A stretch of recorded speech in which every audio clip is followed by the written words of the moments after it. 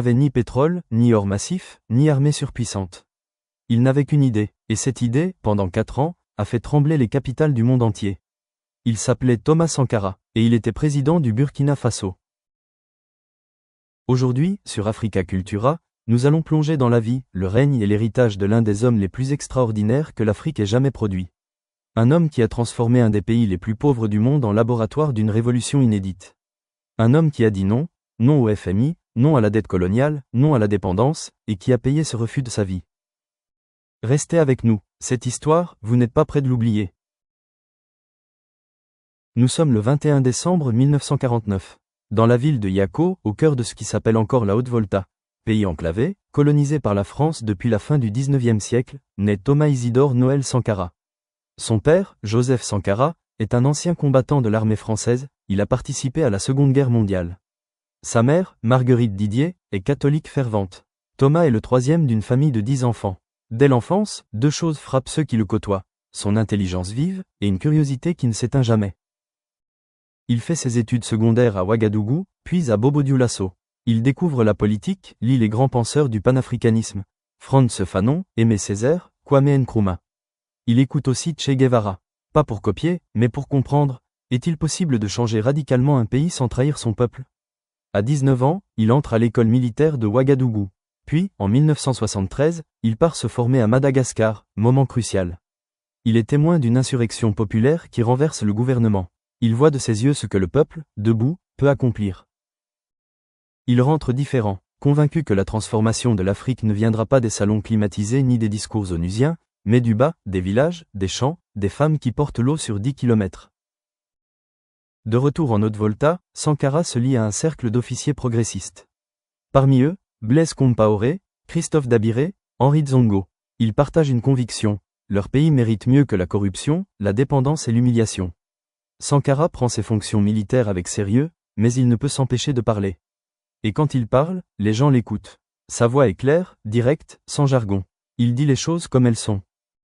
Entre 1978 et 1983, la Haute-Volta connaît une instabilité politique permanente. Coup d'État, contre-coup, gouvernement transitoire, le pays est une tempête permanente. Sankara y entre et en sort. En 1981, il devient secrétaire d'État à la présidence du Conseil sous la junte militaire. Il démissionne très vite, en désaccord avec les politiques économiques. Il est nommé Premier ministre en janvier 1983, puis arrêté quelques mois plus tard, en mai. Le pouvoir le craint parce qu'il est populaire. Très populaire. Le 4 août 1983, ses camarades, dont Blaise Compaoré, organisent un coup d'État pour le libérer et le porter au pouvoir. Sankara a 33 ans, il devient chef de l'État de la Haute-Volta. Et il va immédiatement faire quelque chose d'inédit. Il change le nom du pays. Fini, la Haute-Volta, ce nom hérité de la géographie coloniale française. Désormais, le pays s'appellera le Burkina Faso. En langue mooré et dioula, cela signifie le pays des hommes intègres. Ce n'est pas un détail symbolique. C'est une déclaration de guerre culturelle contre l'héritage colonial. Et ce n'est que le début. En 4 ans seulement, Thomas Sankara va mettre en œuvre une révolution dont les résultats restent époustouflants.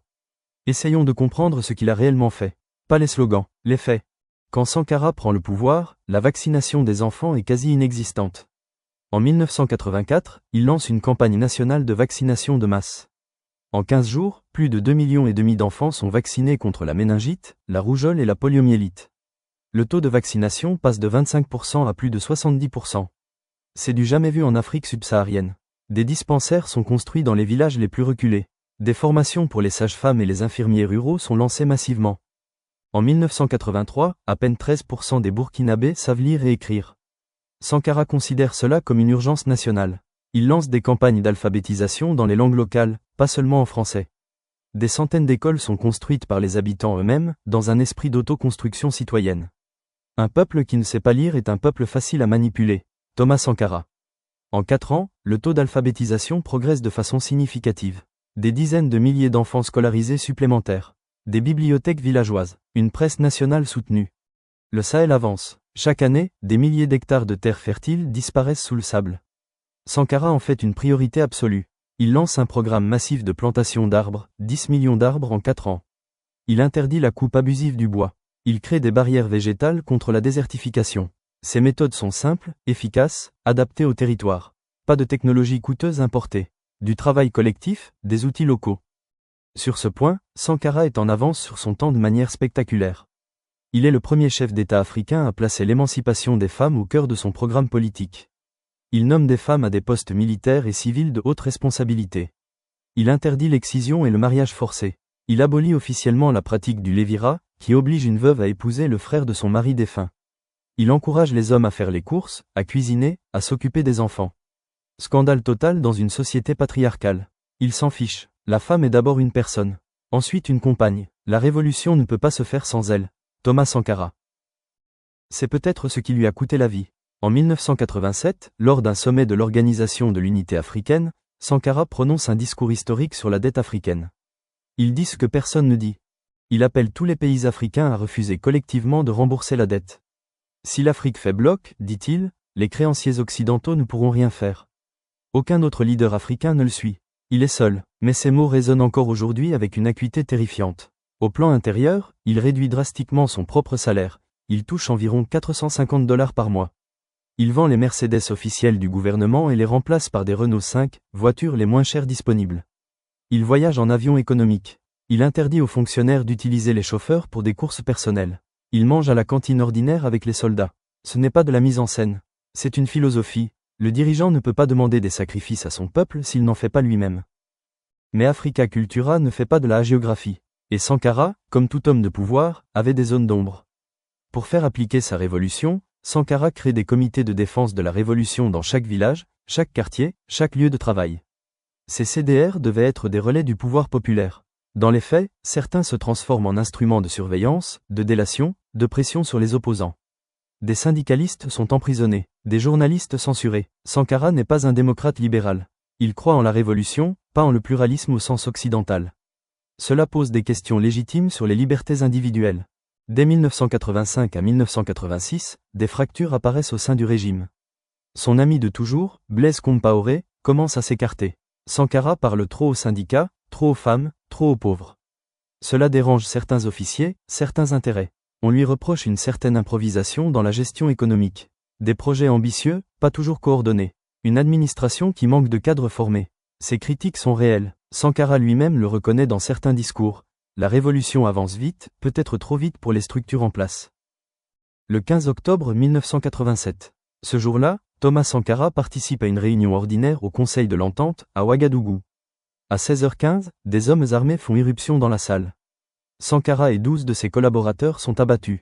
Il a 37 ans. Blaise Compaoré, son ami, son frère de combat, le parrain de ses enfants, prend le pouvoir dans les heures qui suivent. Il dira que Sankara est mort d'une confrontation entre les gardes du corps. Personne ne le croit. La dépouille est enterrée la nuit même, dans une fosse commune à Danwen. Pas de cercueil, pas de cérémonie. Qui a commandité l'assassinat? La question hante depuis 37 ans les historiens, les militants et les familles des victimes.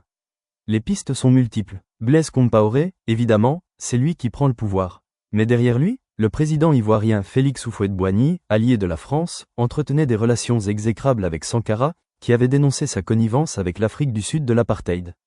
Le régime libyen de Kadhafi, jadis soutien, était devenu méfiant. La France, dont les intérêts économiques au Burkina étaient directement menacés par les réformes de Sankara, a longtemps refusé d'ouvrir ses archives. En 2022, un tribunal militaire burkinabé condamne Blaise Compaoré par contumace. Il est réfugié en Côte d'Ivoire, pour complicité d'assassinat. Mais les commanditaires extérieurs n'ont jamais été officiellement identifiés. 37 ans après sa mort, Thomas Sankara est plus vivant que jamais. Son visage est sur les murs de Dakar, d'Abidjan, de Kinshasa, de Cap Town. Son image est portée par des jeunes qui n'étaient pas nés quand il gouvernait. Pourquoi cette résurrection? Parce que les questions qu'il posait n'ont pas été résolues. La dette africaine? Elle est aujourd'hui plus massive que jamais. La dépendance aux importations alimentaires? Aggravée. La place des femmes dans les institutions africaines? Encore insuffisante dans la plupart des pays. Sankara semble avoir eu raison trop tôt. Ou plutôt, il a nommé avec clarté des problèmes structurels que d'autres ont préféré ignorer. En 2014, quand le peuple burkinabé se soulève contre Compaoré, après 27 ans de règne, c'est les portraits de Sankara qui sont brandis dans les rues de Ouagadougou. Dans le mouvement panafricaniste contemporain, dans les réseaux de la diaspora, dans les universités africaines, son nom est une référence constante. Des rappeurs sénégalais le citent. Des économistes nigérians se réclament de lui. Des féministes congolaises retrouvent dans ses discours des arguments pour leur propre combat. L'héritage de Sankara, c'est que la révolution n'est pas un luxe. C'est une nécessité morale. Aminata Traoré, intellectuelle malienne. Ce qui frappe, c'est que Sankara parlait aux jeunes, aux étudiants, aux soldats de base, aux femmes du marché, dans une langue simple, directe, sans condescendance. Dans une Afrique où beaucoup de dirigeants parlent à leur peuple en termes techniques ou en langue de bois, Sankara reste un modèle de communication politique authentique. Il disait « Je ne suis pas un prophète. Je suis un homme qui essaie d'agir correctement pour son peuple. C'est simple, et c'est révolutionnaire. » Thomas Sankara a gouverné 4 ans. 4 ans. En 4 ans, il a planté 10 millions d'arbres, vacciné des millions d'enfants, alphabétisé des centaines de milliers d'adultes, changé le nom de son pays, refusé la dette coloniale, nommé des femmes au poste de commandement et réduit de moitié son propre salaire. Ce bilan, des présidents qui ont gouverné 30 ans ne peuvent pas l'égaler. Mais Sankara n'était pas parfait. Il a gouverné avec une part d'autoritarisme, dans un contexte où la démocratie libérale ne semblait pas être sa priorité absolue. Cela aussi, il faut le dire. La question n'est pas de savoir si Sankara était un saint. Elle est, qu'est-ce que cet homme nous apprend sur ce qu'il est possible de faire quand on choisit vraiment de servir son peuple? Sur Africa Cultura, nous croyons que l'histoire africaine ne doit pas être racontée par d'autres. Nous croyons que nos héros, nos penseurs, nos révolutionnaires méritent des récits sérieux, nuancés et fiers. Thomas Sankara fait partie de ce patrimoine. Pas comme une icône intouchable, mais comme un homme qui a montré qu'une autre voie est possible. Osez inventer l'avenir. Thomas Sankara. Merci de nous avoir regardés jusqu'au bout. Si cette vidéo vous a appris quelque chose, partagez-la, parce que les idées de Sankara méritent d'être connues. Abonnez-vous à Africa Cultura pour ne rater aucun de nos prochains documentaires. Et dites-nous en commentaire, qui voulez-vous qu'on explore la prochaine fois? Africa Cultura, l'Afrique par ses propres voies.